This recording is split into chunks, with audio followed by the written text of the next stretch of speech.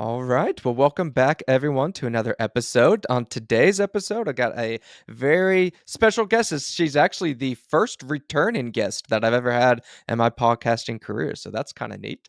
And we'll be discussing her new journal. So, those of you that do any type of journaling understand the benefits of journaling for your mental health, your spiritual health. It's a fantastic practice to get into. So, without further ado, Soad, why don't you kind of introduce yourself to the audience today?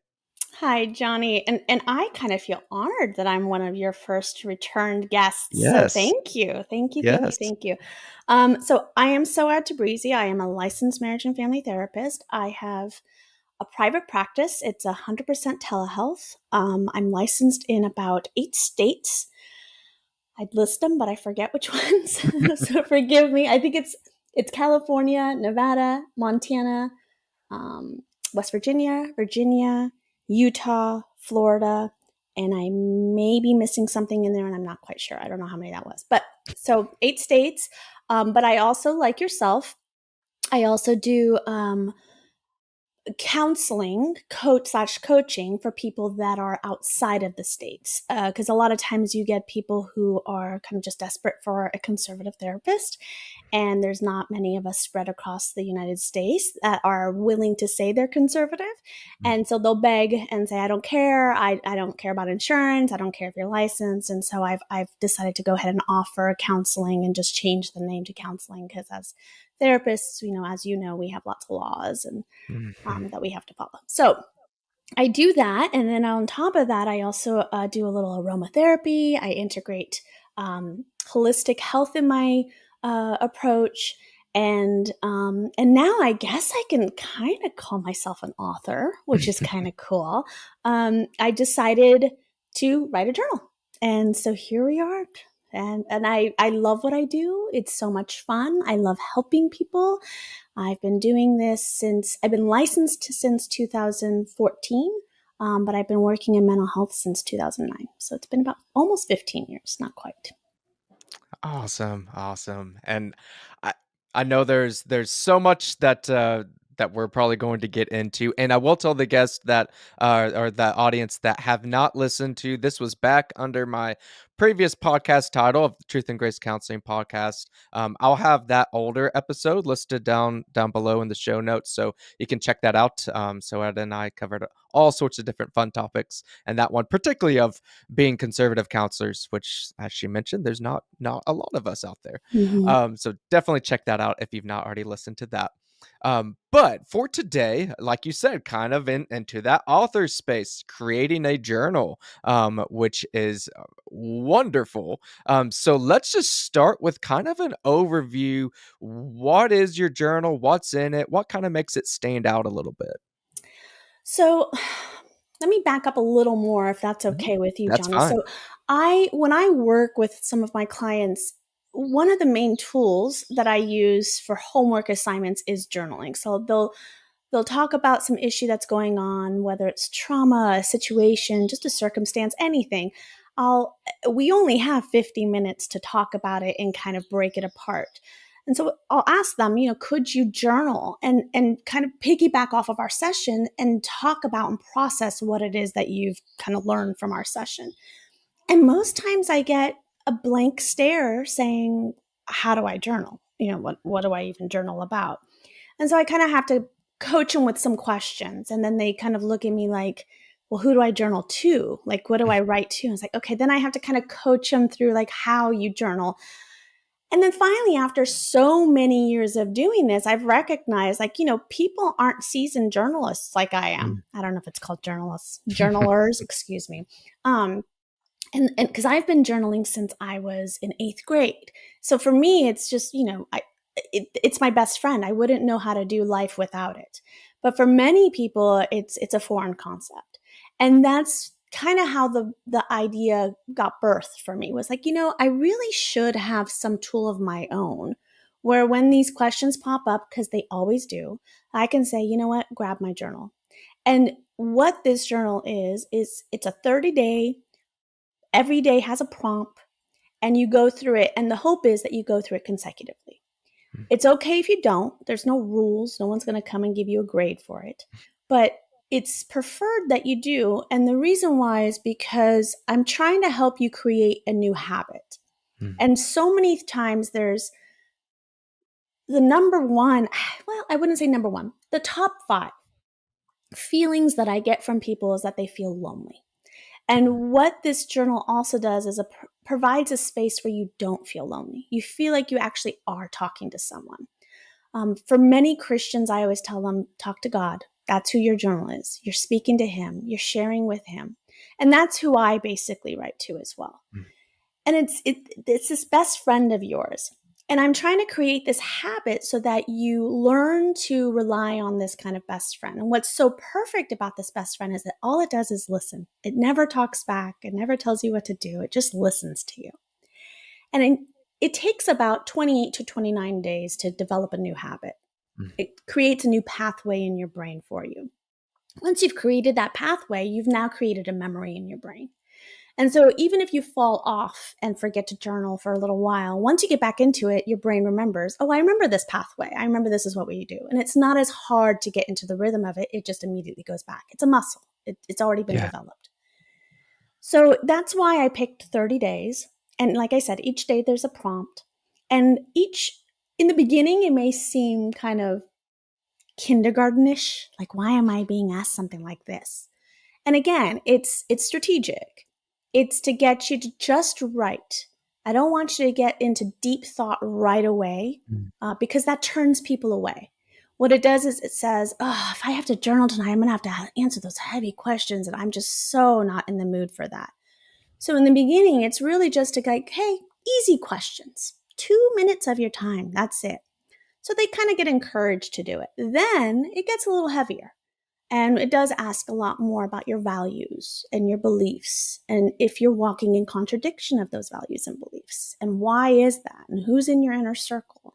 And what does that look like for you? And what were your biggest fears? And so forth and so mm, on.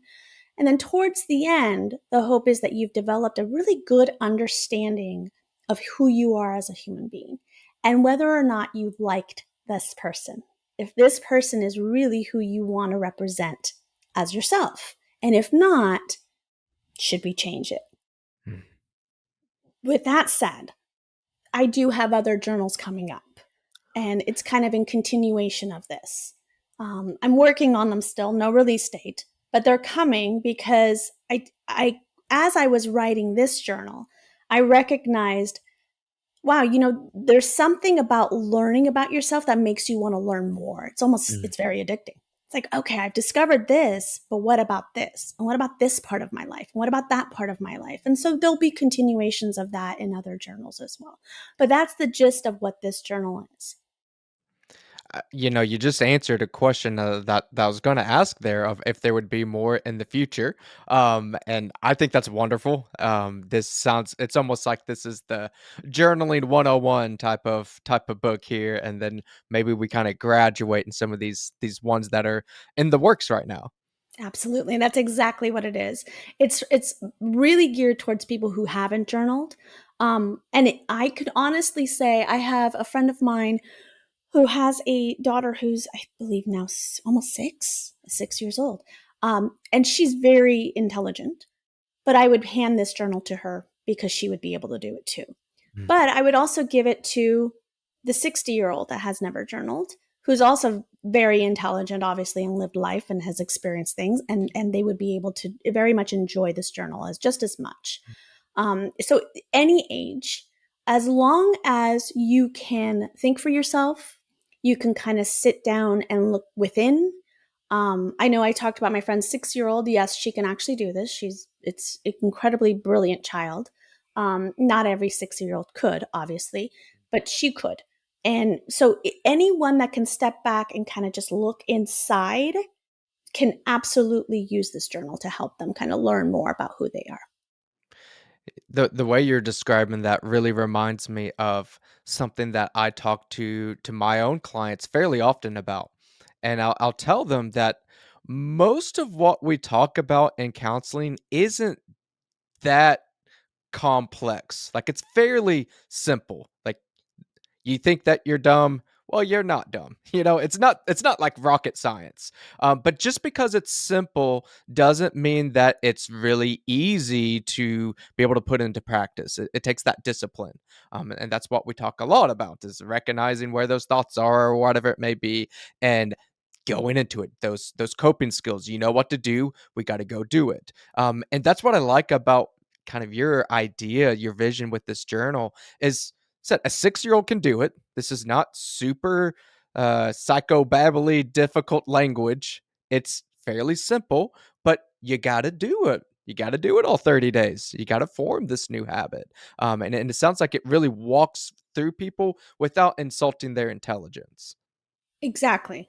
Exactly. I mean, there's no shaming in this journal whatsoever. It's and I'll actually show, it's like really teeny, it's not that big. You can even use it as a stocking stuffer or a gift or anything. It's really teeny. And inside, I mean, I'll give you one of the questions. It's something very simple. um what are you grateful for today? Hmm. Very simple. That's the first question. And then I ask a little deeper stuff if you want to get into it, like really, really deep. But the first question is just, hey, what are you grateful for today? Very, very simple. And then you're given a few pages just to write into it. There's more pages in the back if you need to write more, because I've given each day has a certain amount of pages, blank pages for you to write. But there's plenty more in the back if you need to continue with that question because you're feeling like, wow, I've got a really good rhythm going here. But very, fairly simple. You think it's simple, just like you said, but then it's like when you start writing, it's kind of profound. You're like, I just realized I am not a grateful person. I am not grateful for anything. I am a pessimist. All I do is walk around hating people. I mean, and this is an example. It's just what you discover from one simple question. You're right. During our treatment sessions, we don't, I mean, I don't know about you, but I don't talk psychobabble in my treatment Hmm. sessions. It's really just questions like this where I'm like, what was that about? What did you mean by saying this? What were you thinking when you said this? How did you feel when you said that? And the biggest question that I always ask is, well, how did that align with your values? Hmm. Because you talked about some of your values before, and that kind of contradicts it. So, what's going on there? And that is the premise of this journal, is figuring out, why are you walking in contradiction to what you actually believe? And believe it or not, without having to label, but I just can't help myself here, many of my more progressive liberal clients walk more in contradiction than my conservative clients do. And it really is interesting to me to see that there is actually a line. Like, I can see it.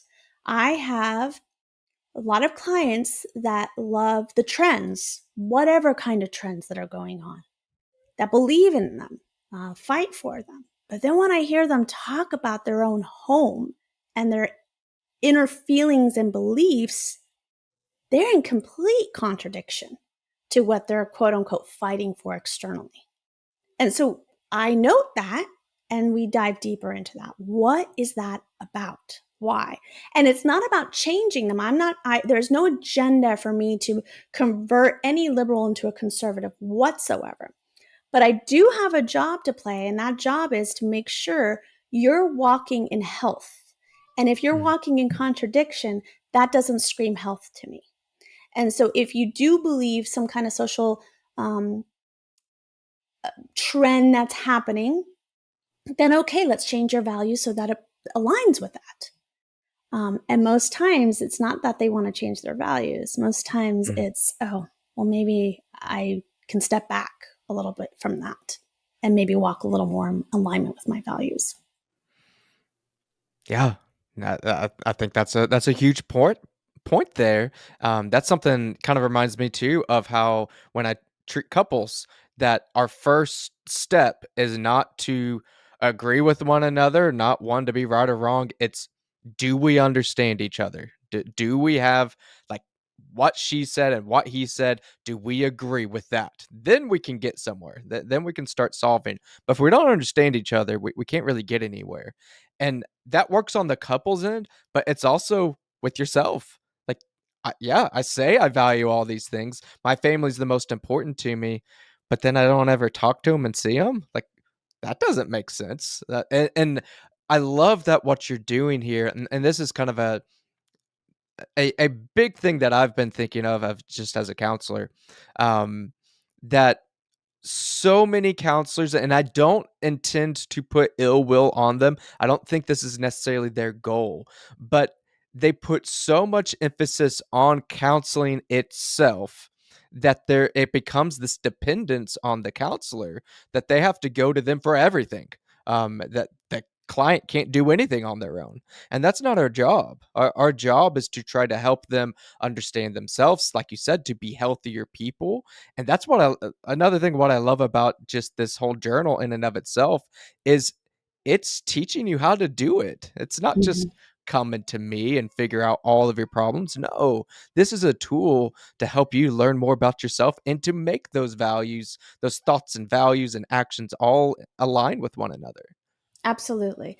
And again, just like with myself in therapy, this journal has no agenda except to get you to love who you are and appreciate who you are and discover who you are, whoever that may be. Progressive, conservative, centrist, doesn't matter. It's about making sure that if you have a belief system, that you can stand firmly on that belief system, that you have a strong foundation in what it is you want to represent. And I want that for everyone. And like you said, you're absolutely right. There is no animosity or ill will towards our liberal counterparts. It's nothing like that. They have a place, and their place is to help more progressive liberal individuals.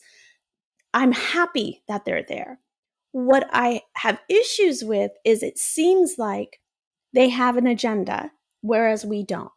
And a lot of their agenda, from what, we're both on Facebook and we see all the therapist groups. And a lot of times we see their comments say, I get my conservative clients in here and I hear their MAGA rhetoric, and I work towards changing that and getting them to believe something else. And I'm Mhm, just like, why? Let them be the MAGA, whatever they are, and push them back a little bit. Just go, why? Do you have a way to defend that? mhm, Do you know why you feel that way? Describe that to me. How would you defend yourself for it? Are you walking in alignment with your MAGA beliefs? Whatever MAGA beliefs are, I'm really clueless to that. But you get the point. It's like their idea is I'm going to convert them, whereas my belief is I don't want to convert anyone. I just want you to be proud of who you are, and I mhm, want your walk to be aligned with your talk. And whatever that talk is, that you're proud of it, you exhume it somehow. And also, you appreciate that there's differences too, and that not everyone's going to believe the way you do. mhm, I love the differences in people. And I was thinking about this the other day. I remember, I don't know if it was like this for you in grad school. I remember being in grad school and a lot of the questions that we had about what type of modality is best for the person that I am and what I like and how I want to use it in my sessions. And there was always this debate of this modality is better than that. Do CBT over DBT. Um, just the back and forth. And most teachers always said, well, pick one and let it be different, because the people that you're going to serve may not like yours, but mhm, need the other person because they connect with them better. It'd be horrible if we all collectively decided this is what we're going to use, because the audience is not going to fit in that box. There's going to be a huge array of differences that are mhm, going to be looking for a therapist that kind of fits and aligns with their way of dealing with life. And what essentially has happened is we have done the opposite of that. We have now in grad schools, we are teaching them that you can't be a conservative. mhm, It's not allowed. And if you are, you're ethically going against what we believe. So then what they're saying is that every conservative that's out there will not be able to find a conservative therapist that matches and aligns with their beliefs, because we're all trained to be more progressive liberal. And that's just so unfair. I feel horrible for the people who are seeking therapy that want the more conservative person, because really we've been indoctrinated to believe you can't be a conservative therapist. That's a no no, that's not allowed. So we've totally put us in a box. And again, my agenda isn't to put you in my conservative box. It's to say, hey, let's figure out what you are and celebrate wherever you fall. I don't care, but just be proud of it. What you were saying there, um, it's pretty astounding to me that I've had some accusations, which mostly are just online warriors that feel like making a name for themselves behind a Mhm. keyboard, so I don't take too much stock into it.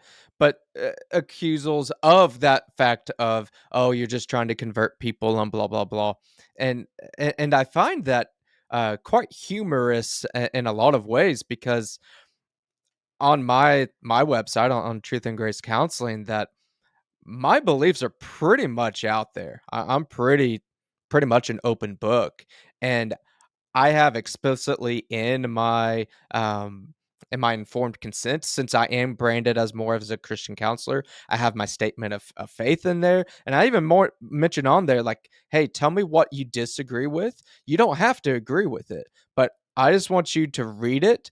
And I do ask you to be okay with me having those beliefs because I'm putting that out there.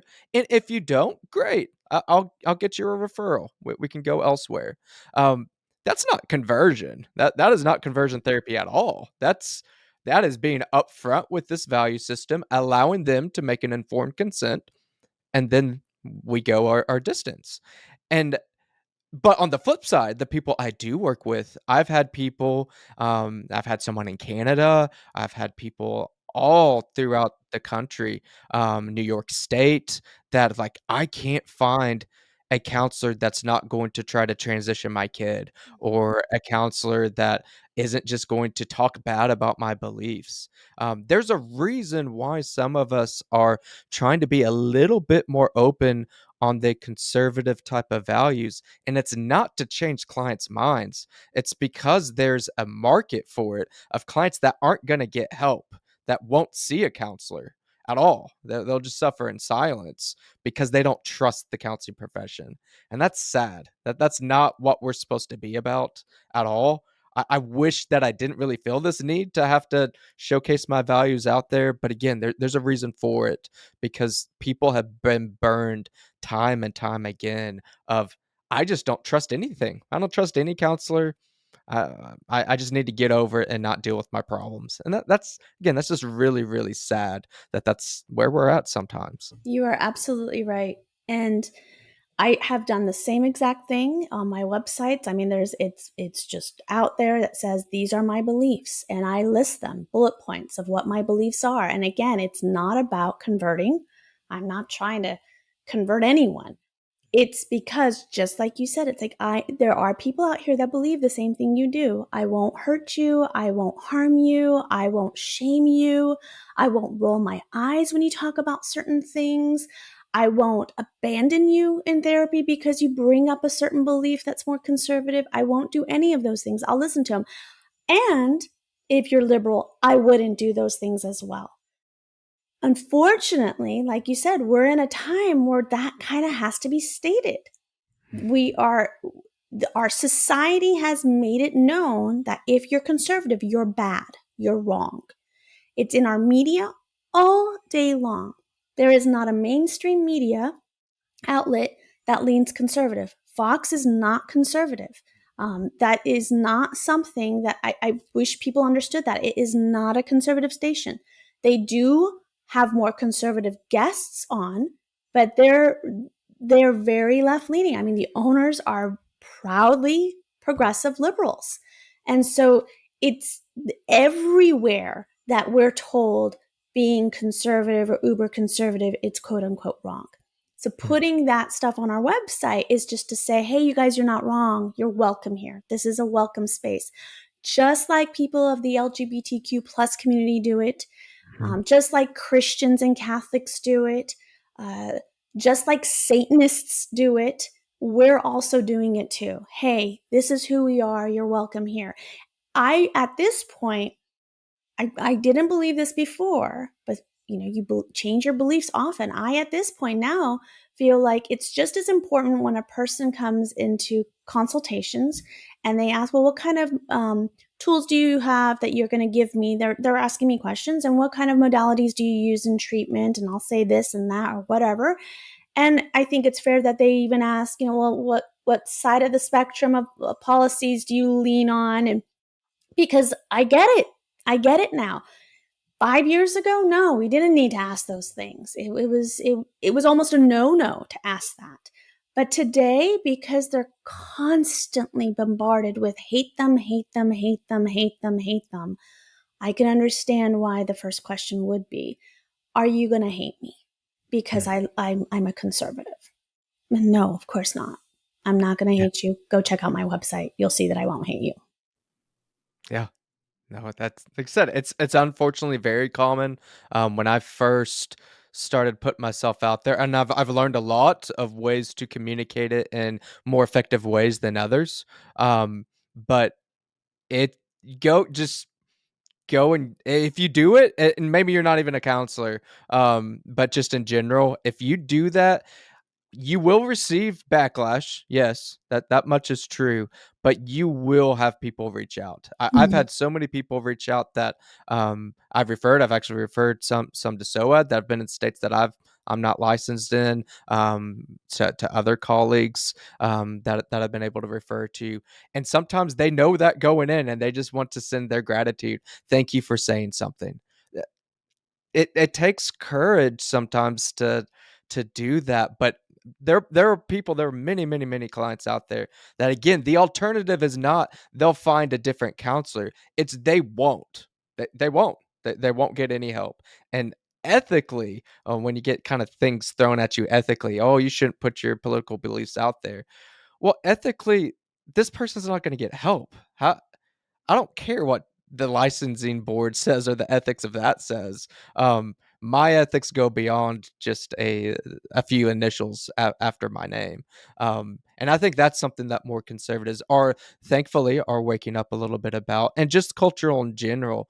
That just because this licensing board says that, just because the president says this or that, we're little by little starting to gain more power of just within our own little communities and standing up a little bit. Um, and that's something that is really encouraging, that I've seen in both kind of conservative counseling circles and just culture in general. By no means are we perfect. We got so many other battles to fight, but you see more people in the battle, more people that are fighting. I think you saw that in this last. I mean, it's we just turn the page over and getting done with June, and obviously June's a very politically charged month, with different gay pride festivals and things like that. And this year, more than any in the past decade, more pushback, and people are just kind of tired of the same old stuff, and that's encouraging that people are not just sitting there and taking everything any longer. They're starting to fight back a little bit.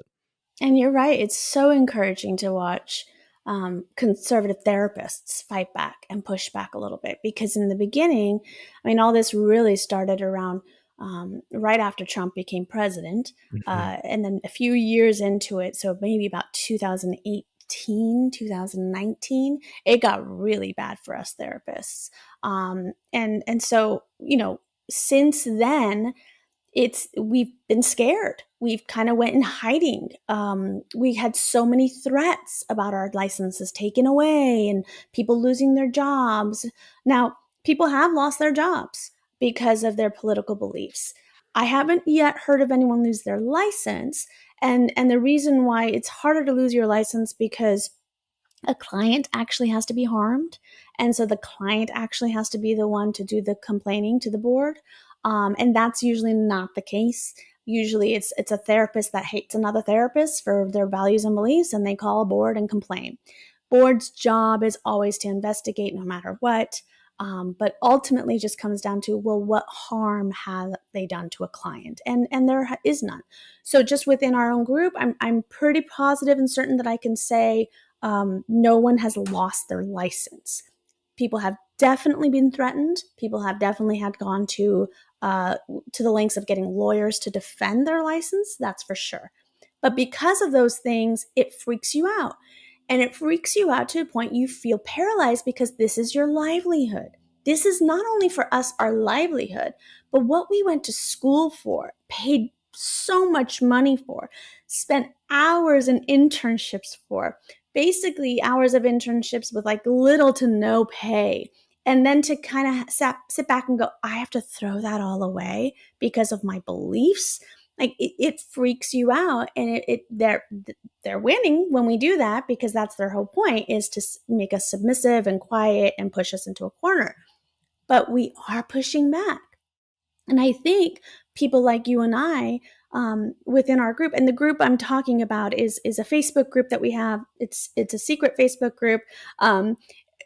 It's pretty private, and for obvious reasons we get constantly attacked, and people try to sneak in and attack us and screenshot us and turn things into the board and yada yada yada. But this group, we have a good about 700 members that are conservative therapists, both social workers, marriage and family therapists, psychologists, psychiatrists, anybody that works in the mental health field. So this group of us, since people like you and I are going to our group and saying, hey guys, we can do this still, and we can even do this outside of our licenses. We can get creative and still be therapists, but give ourselves a different name, give ourselves a different title. It doesn't, we still have our education, we still have our years of experience, we still have our current clients that love us, obviously, because they're not running away, they're not going to the board, they're not complaining about us. If anything, we've gotten more and more clients because of this, the temperature in the room that's going on. The people are actually coming to us more. And it's great that there are people like you and I and many others that are encouraging the more quieter, scared conservative therapists to say, yeah, I guess I could do this. Um, our practices have not suffered because of this. Our practices, like I said, if anything, and you've said it, they've gotten so much busier. And all because we finally said, enough is enough. I'm going to share my values and beliefs. And you hit it on the nail when you said, you know what? My ethics are more important than what the board tells me. And I 100% believe that board, I can almost guarantee, doesn't have a single conservative on it. And so when they're sitting around creating the ethics, no one's pushing back and saying, hey, this doesn't sound right. They're all just agreeing with what those ethics are, which means people like you and I are not thought about at all. Our beliefs are forgotten. They're not even brought to the table. So I don't really care about their ethics. They can put that on paper. I will follow it. That's fine. That's an oath I took, and I'll do it. But if it comes down to saying, if you don't actually practice these ethics to the T, you're going to lose your license, I will gladly turn it over. Take it. Take it.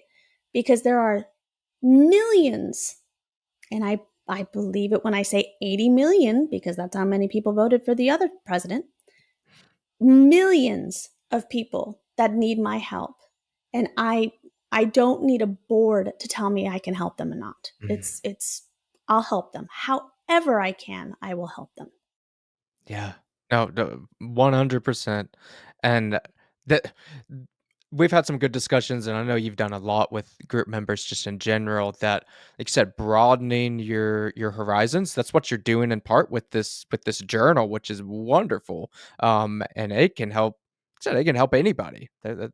Everybody can benefit from learning how to journal more effectively.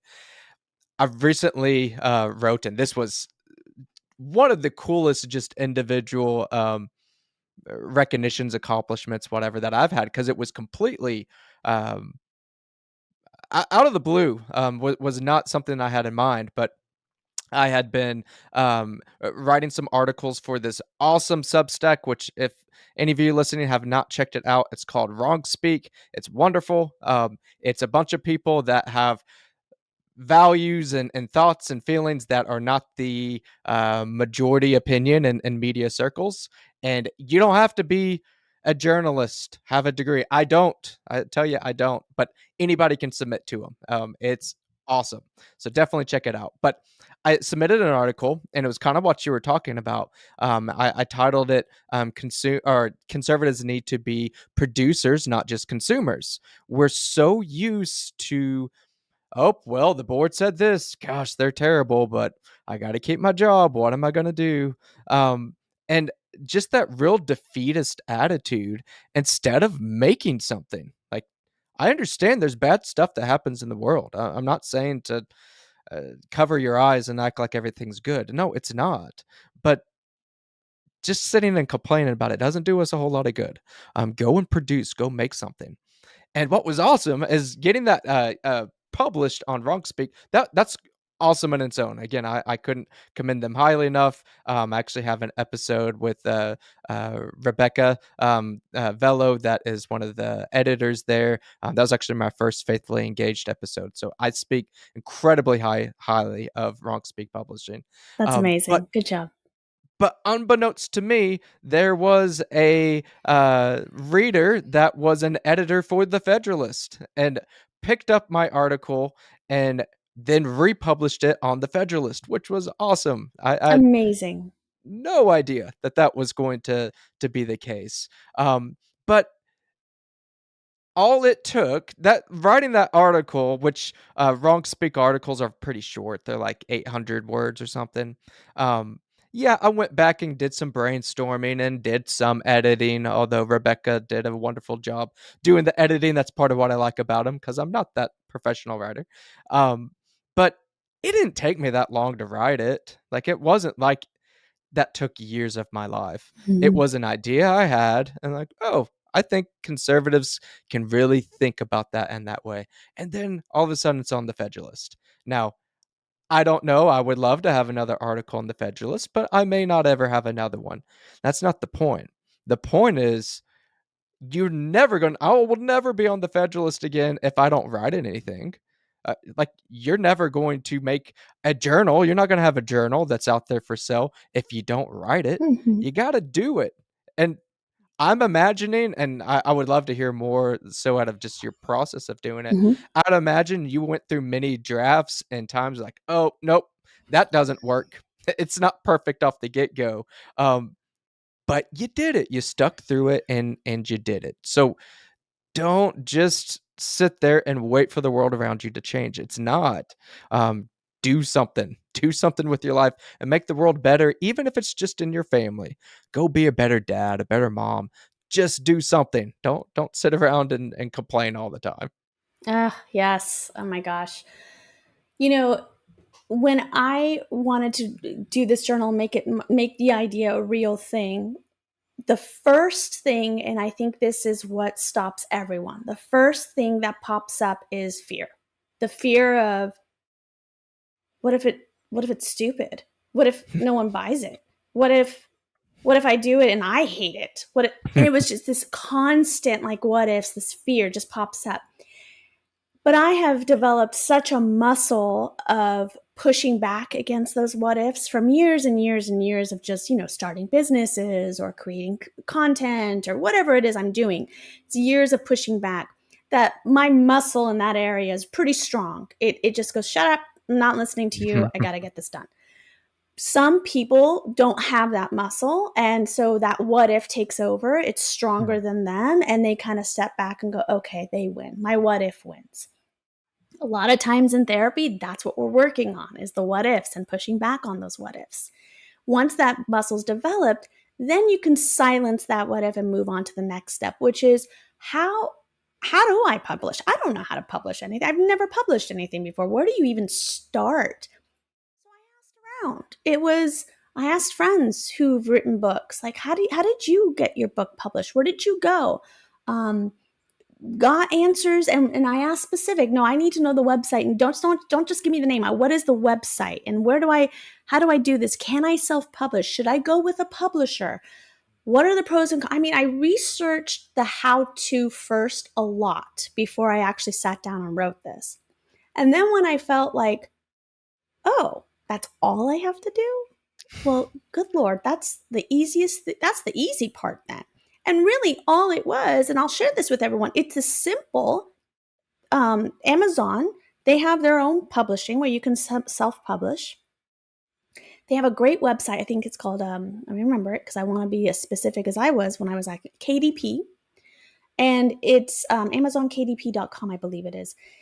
And literally, you just go there after you've completed your book. You've got to complete it first, and you upload it. You tell them how much you want it. They'll tell you like what profits you'd make if it's this price or that price, and they'll tell you what they can do and can't do as far as soft copies, hard copies, sizes. Very simple, very simple. So once I was like, okay, this is actually easy. So now I've got to actually write it. And I have to say, the writing wasn't hard. And again, because it was years of my experience of just doing this already. So writing the questions was fairly easy for me. Sure, I went back and kind of like, I want this question here instead of that question there. Maybe I'll bump this here. And then some wordings here and there. Sure, I'll change that. That's fine.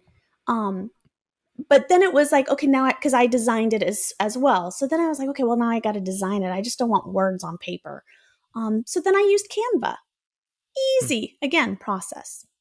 Put all my questions in Canva, created sheets. Canva has lines even. They have templates for lines for the journal. Put it in there. Created a PDF because everything wants a PDF. That when you go and upload it into the system for Amazon, you need a PDF. Did that.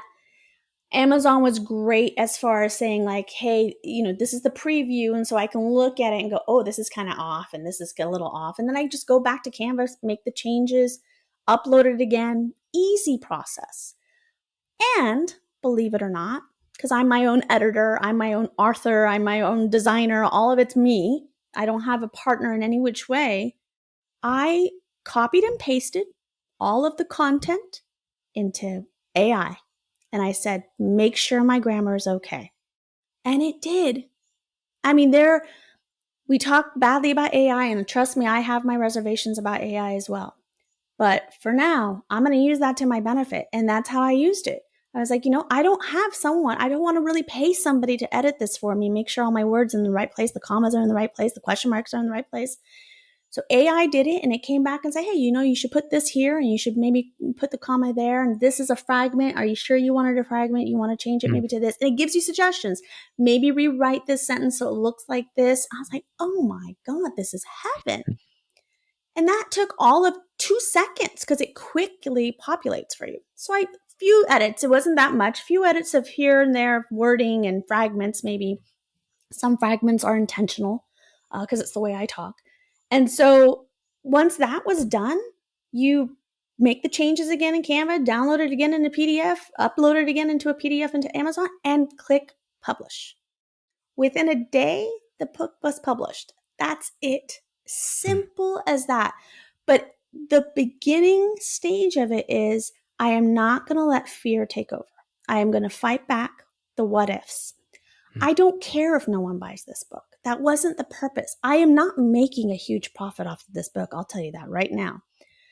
Amazon, one of the searches I did was finding out who is the best as far as your return goes, and Amazon was the best. They give you a good chunk of it.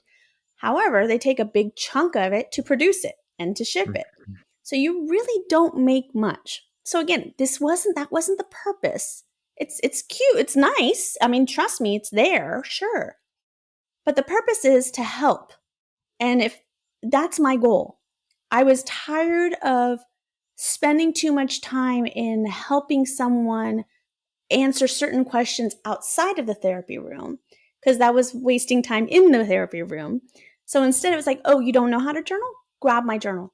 Grab it. It's on my website. Click the link. Get it. Now I don't have to spend time teaching them how to journal in session.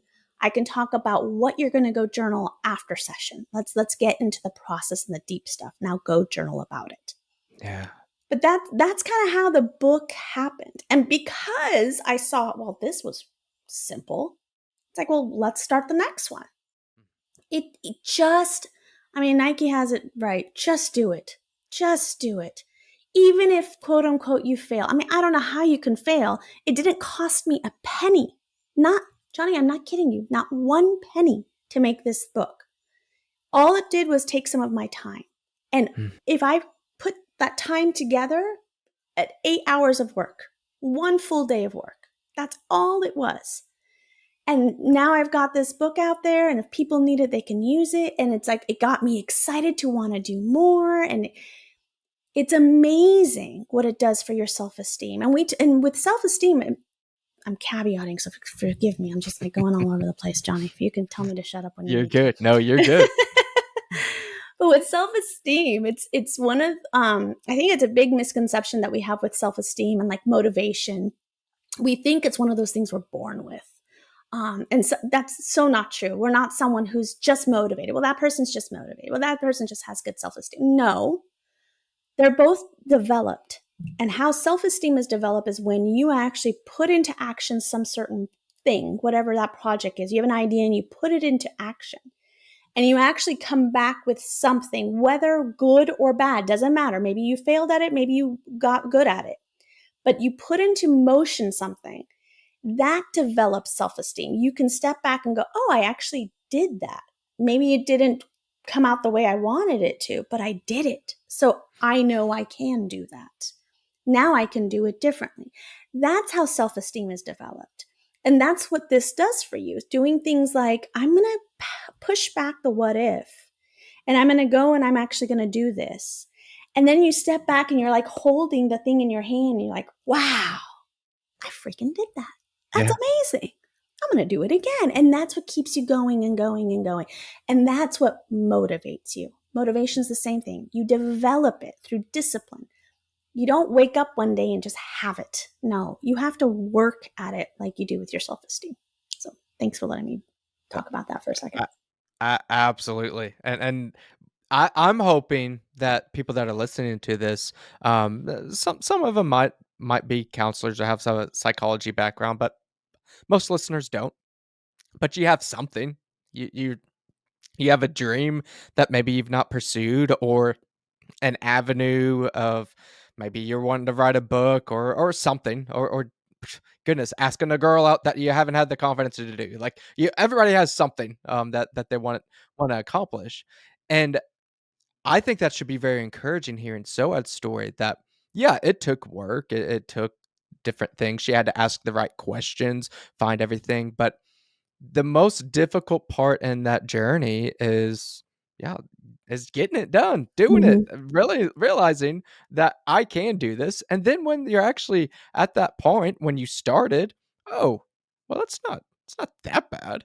And for you, you even figured out you're using these tools, which we were kind of talking off camera a little bit about, kind of the more the conservative type of view towards AI, which I'm with Soad. I understand some of the apprehensions. I always think of a movie like, oh goodness, Soad, you might have iRobot. to help me.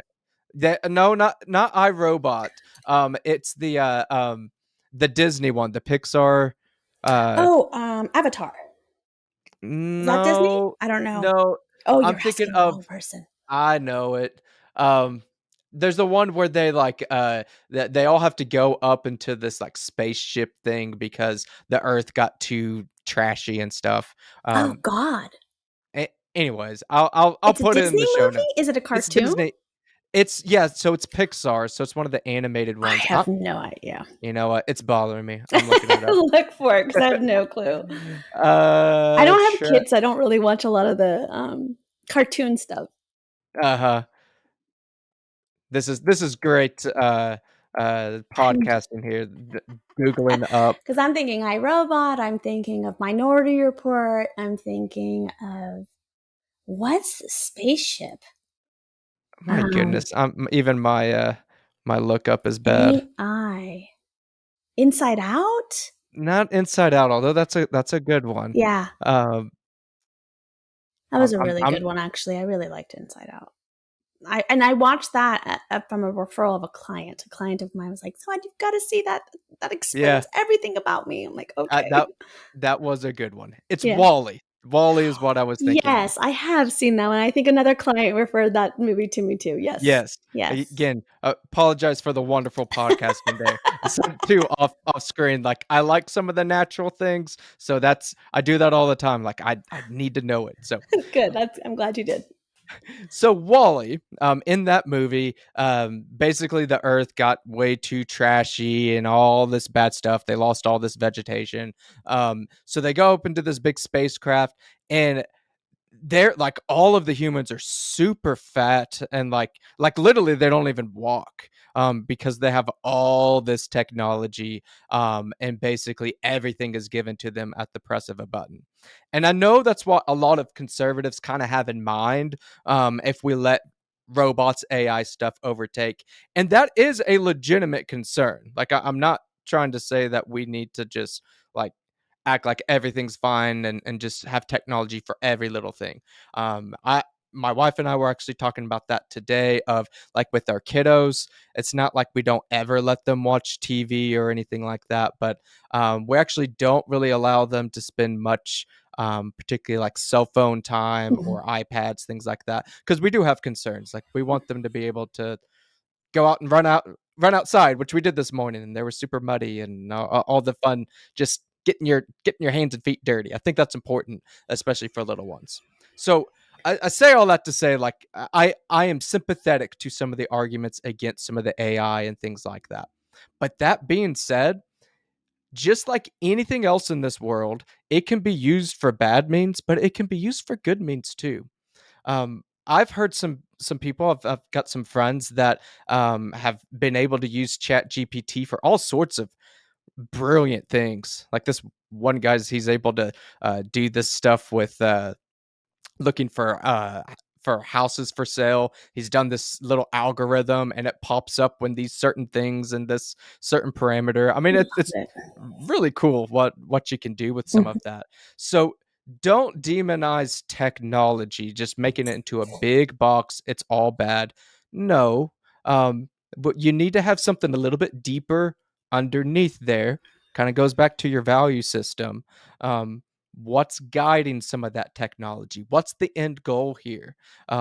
Is it to better things? Because I'll tell you, this is very residual, but what Soad did there with some of the tools she had through Canva and through the self publishing, the AI editing, that's actually impacting me and some of my clients because I'm going to recommend this journal because I've had similar experiences. Like, journaling, especially with some of my male counsel or clients, like I don't want a diary. Like I don't want to do that. And this is a fabulous resource. And yeah, AI didn't just print that out to me directly, but indirectly, I was positively and my clients positively impacted by that. You're Right. gonna have a hard time convincing me that's a bad thing.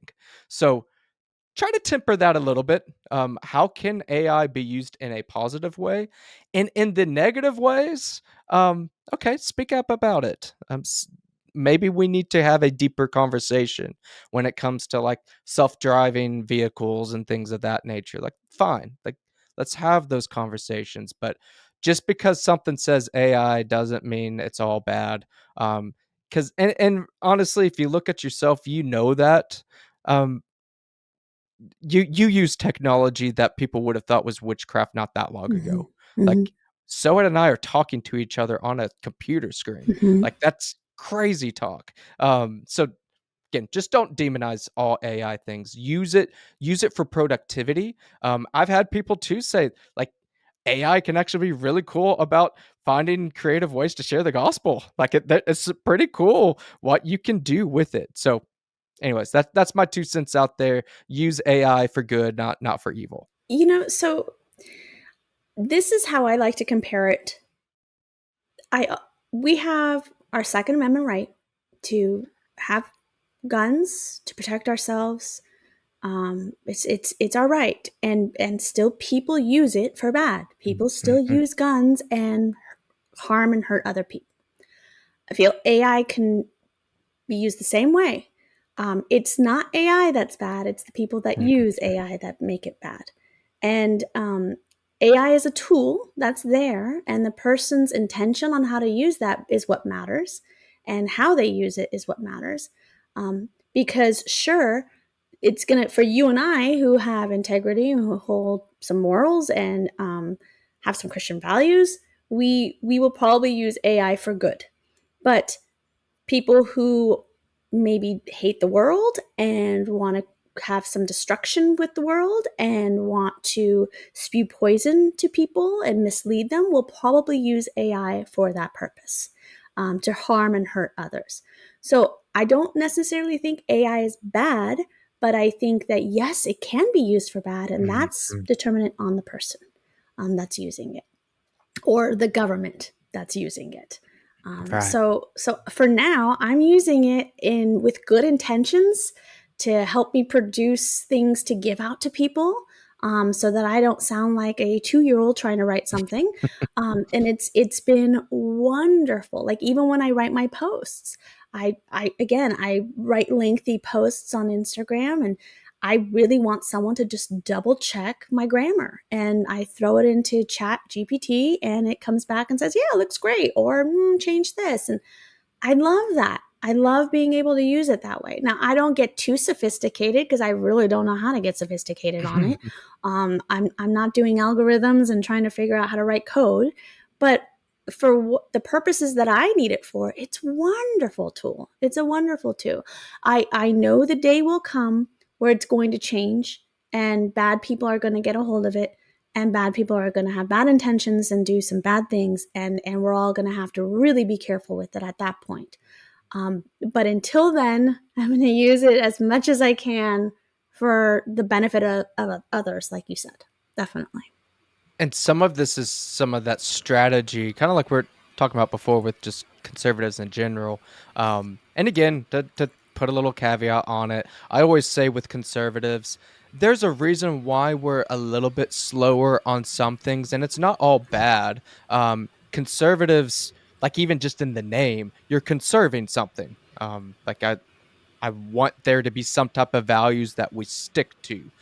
So some of that inherently we're a little bit slower on some things for good reason. But again, that being said, we can be purist all we want and say, nope, no AI in this house. Like you can do that. Um, but you think everybody else isn't? You Yeah. you think the liberal next door is not using that to get a leg up? Of course they are. Mhm. So we can be a stick in the mud all we want, but that's not going to do you much good. So like you're saying, how can we use it for good? And even if you are saying like there's these really bad ways, what if it gets into these hands or those hands? Again, I get it. Take some time. Like how can you express that in appropriate ways and show the real dangers? Who are people you can talk to, city governments or whatever, to be able to express those concerns? Do something about it. Don't just type into the void of the internet and scream at people and not really do anything. That's again, that's just complaining. It's not really helping anybody. And I would, truth be told, I was one of those people when AI first came out. I was like, uh oh, I don't think I like this. And instead of just sitting on that thought and belief with no backing, it was just this idea of like, but I questioned, like, well, where is this coming from? Where's this Mhm. hesitation coming from? Why do I feel this way? Someone must have told me to feel this way. Maybe it's my instinct. I don't know. So what did I do? I went to Chat GPT and I checked it out myself. I was like, Mhm. well, let me see what this hype is about. I had no idea how to use it. I just went to the website and said, click here to log in. You don't have an account? Create one. Okay, created one. And then all of a sudden you're on a page that says, tell me how I can help you. I'm like, huh? So it's like, I don't know. So I just asked it a simple question. I think if you go down, it keeps the memory of all of your past Mhm. conversations. I don't know what my first question was. Maybe something with mental health, I'm sure. Just a random question. Like, tell me about CBT or something. Mhm. And it popped up this whole thing about what CBT is and the history of it, where it came from. And I was like, what? I was blown. Like this is, you can do this? Like, amazing. 100 times. It's basically Google 5.0. That's really Mhm. what it is. It's like, okay, it's going to really give you information, but it's not going to give you the search results. It's actually going to take the results and put it into a big thing. Mhm. As an intellectual person, I'd like to think of myself as one, you then read it and then you look at it and go, oh, this sits well with me, or oh, this doesn't sit well with me. Some of the questions I've asked it in the past are about naturopathic, holistic healing. And as we know, the more mainstream doesn't like that approach to health. And so I wanted to test it and see, like, is it going to come back and tell me you shouldn't search this because it's bad and you need to go to pharmaceuticals? I, I'm obviously generalizing, but it didn't. It did pull from websites that promote this, but at the end there was a paragraph: you should always check with your doctor if you ever want to pursue these kinds of things. I know, again, as an intellectual person, to look at that and go, they have to say that. That's something that they must say. But everything above that was great information. I was like, yeah, this sounds right to me. I know this stuff. I'm pretty well versed in this stuff, so I can see where there might be some, like, no, this doesn't sound right. There was no alarms. I didn't find anything wrong. Very generalized, but still, it was still good information. And then the other thing you just have to know about ChatGPT is that it only gives you information up until 2022. Mhm. So anything 2023 or 2024 and on, it doesn't have anything for you on that. And it can't, from what I understand, it can't, at least because I don't know how to use it, it can't make graphs and diagrams. I've tried to ask it to, and it just hasn't. I think it's just text-based stuff. I'm by no means an expert on it myself, but I'm pretty sure it just does, yeah, text-related Yeah. I think you answers have to like get that. like a widget to add to it to create Mhm. that. And I'm like, okay, that's way beyond my brain. I can't. I can't. Just check my spelling, please. That's all.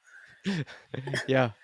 But yeah, again, use it for production, use it for good means. And I think another great thing about it is it lowers the bar for some things that were completely unimaginable.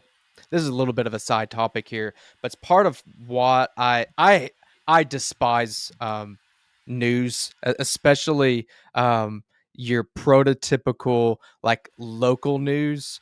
And there's some stuff in it that's better than like national news because it's going to cover local things that aren't covered in the national news. So I get that.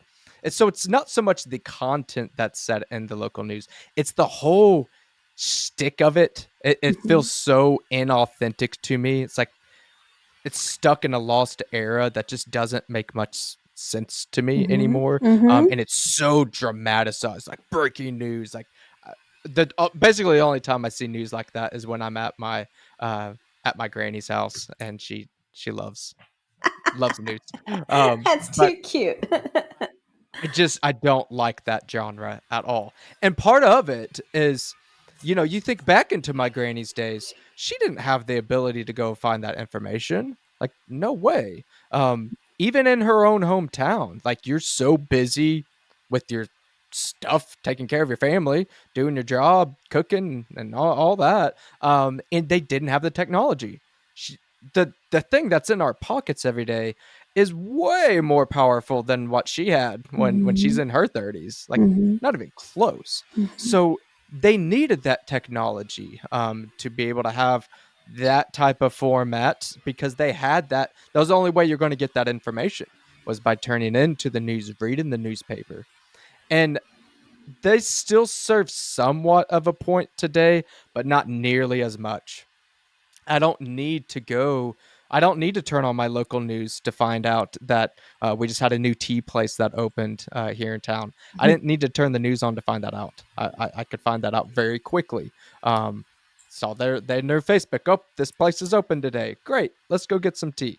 Again, that barrier to entry is so much lower just in general that's why we're seeing a lot of cable news things like that. They're really dying out because people don't need them anymore. Mm-hmm. And with some of these AI type of things, now Soad is able to publish a journal. Like that barrier to entry to things that you never had access to, or to get access, you had to pay bukus of money. Now that's really lowering down. Now a potential pitfall is that means that maybe you need to to screen things a little bit better. There might be some things that get through that normally wouldn't. Like, oh, well, that's just nonsense. So we can't just lose all thinking ability. We always Hmm. need to use our brains, but that's a good thing though. We are made, and this is definitely in my Christian worldview. We are created by the Creator. We're made in His image, and when it talks about being fruitful and multiply, obviously that applies in childbirth and things like that. But it goes beyond that. That was the reason why that was such an important thing is they were creating new humans, which is incredible. My wife is pregnant with our third child. That's incredible. What an incredible creation.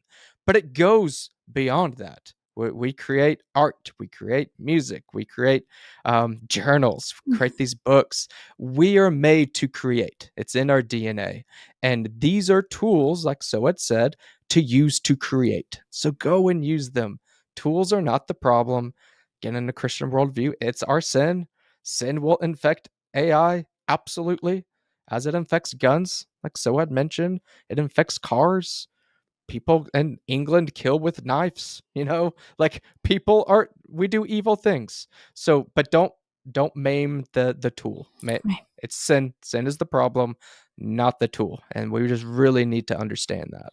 Amen. Amen. Absolutely. I enough with the regulations, enough with more laws to prevent this law, to prevent that. Like enough with that. Let's hold ourselves accountable. Let's have some discipline for ourselves. Let's look at us and say, why, what is wrong with us that we believe that we need to be constrained in a certain way? Well, if we feel like you need to be constrained, it's because we're doing maybe something wrong or something evil. If that's the case, stop doing it. Stop doing it or encourage others to stop doing it. I don't want another law or regulation telling me what I can and cannot do when it never even affected me, when I was someone that was doing it right. Someone who actually, again, I go back to the gun laws, someone who carries with responsibility, someone who is not going to murder someone just for the heck of it. Stop hurting and punishing those who are actually doing good. I'm using AI, you guys. I love it. Please don't screw that up for me. Please don't take AI and use it for bad and evil. I'm really enjoying it. I want to make more books and I need AI to help me edit these books. I don't want to have to hire someone to do it for me. So this is a great free tool. Please don't mess that up. If you do, go to church and ask Jesus to forgive you. Thank you. That's all I gotta say Oh, about I that. love it. I love it. And I hadn't thought about this in that way of with the gun laws. It makes sense, especially in conservative circles. Obviously, Second Amendment rights are one of the, if not the biggest, concerns in conservative movements. And I've thought of that.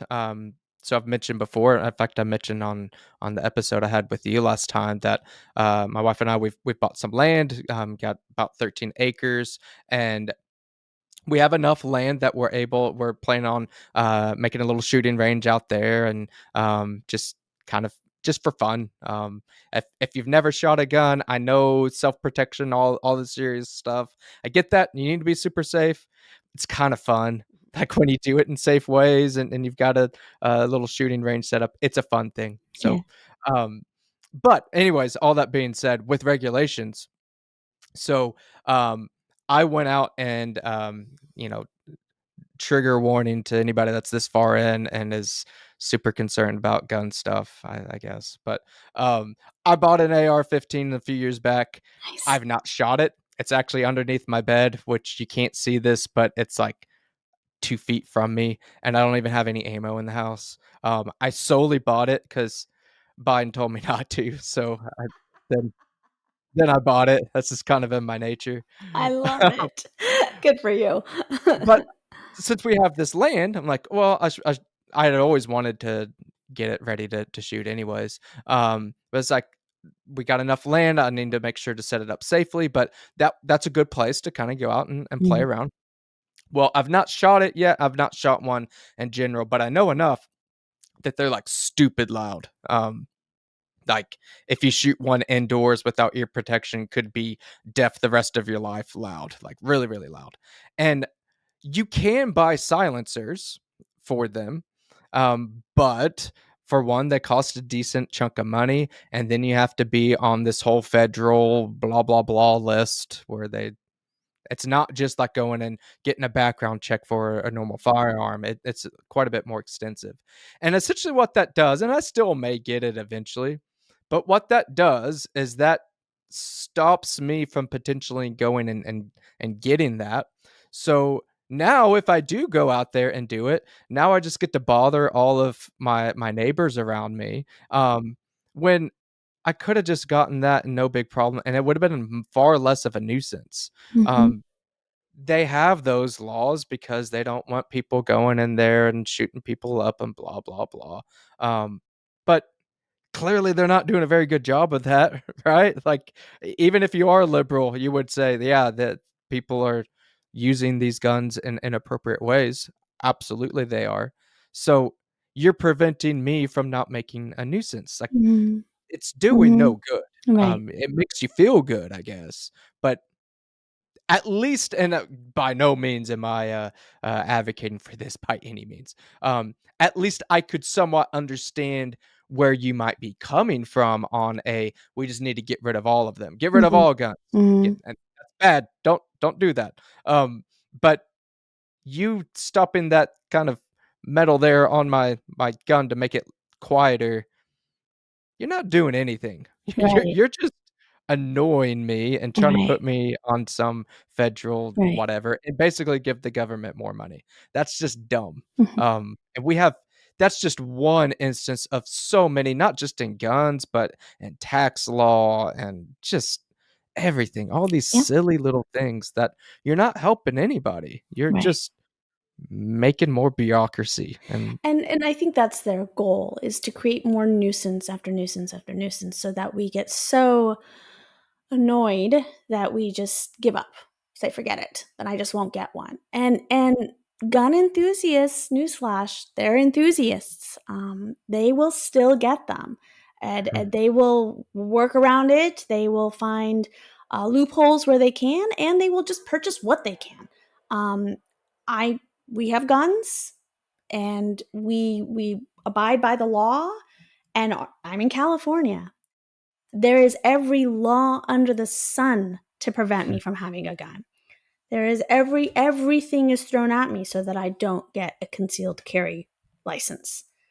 I still have a gun and I have my concealed carry license. I will still do it. You are not going to I'm annoyed by it. That's for dang sure. It's a process.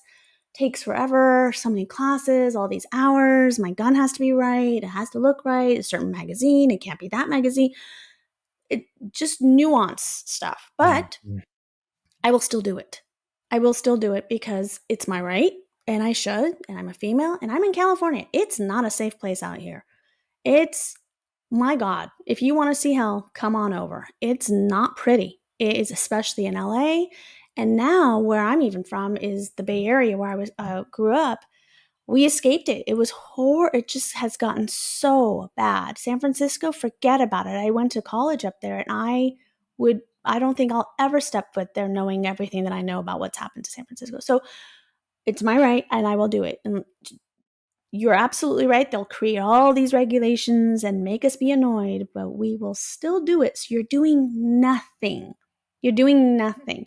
You're making it just more difficult for me to get it, but I'll still get it. And so will the criminal.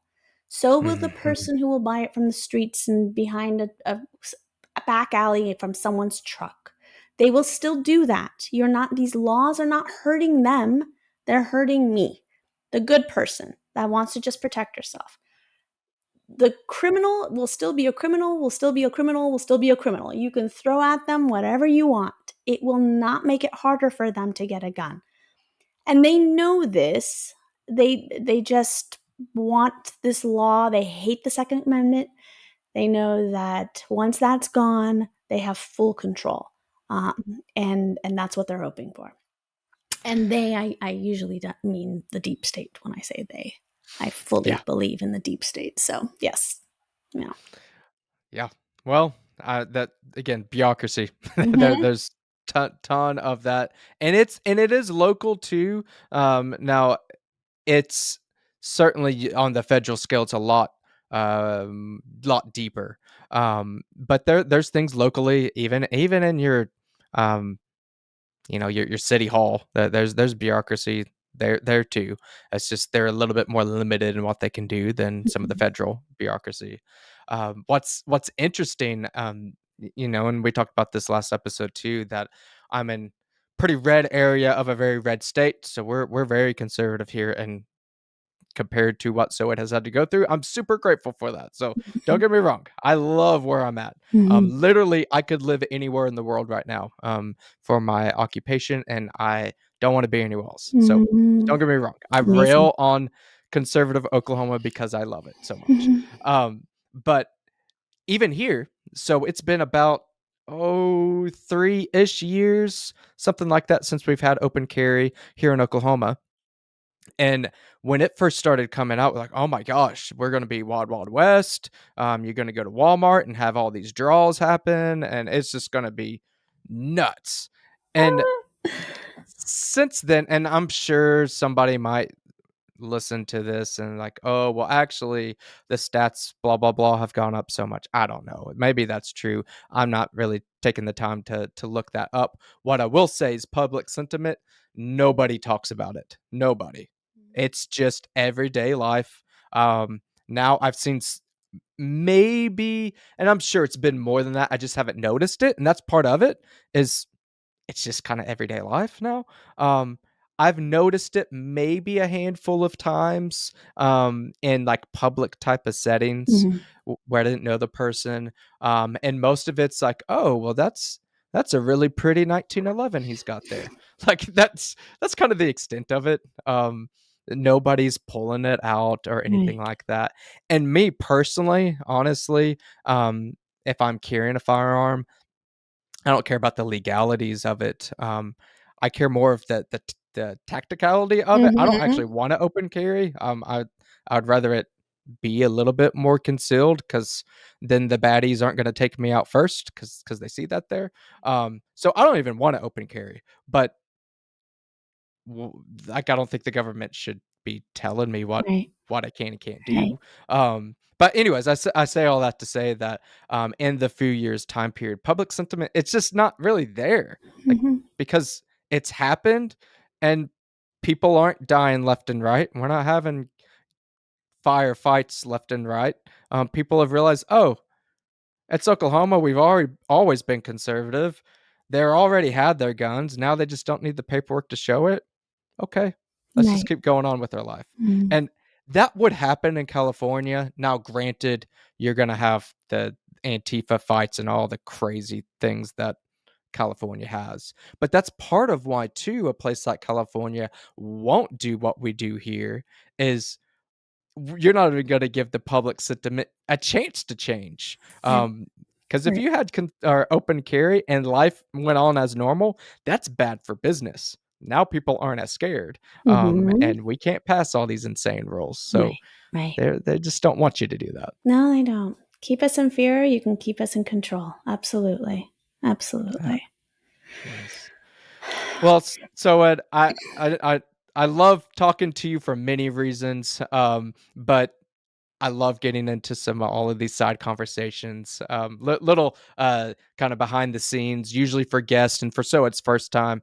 I have just like kind of sample questions, and I always tell my guests that I never go one by one. I like natural conversation, but I didn't even do it this time with Soad, because I knew how the dynamics would go, and I love kind of the free flowing conversation, but I want everybody listening to this to check out Soad's journal. It's a wonderful idea, because I about guarantee that either you could benefit, or if you are a journaling expert, I bet you there's somebody you know that could benefit.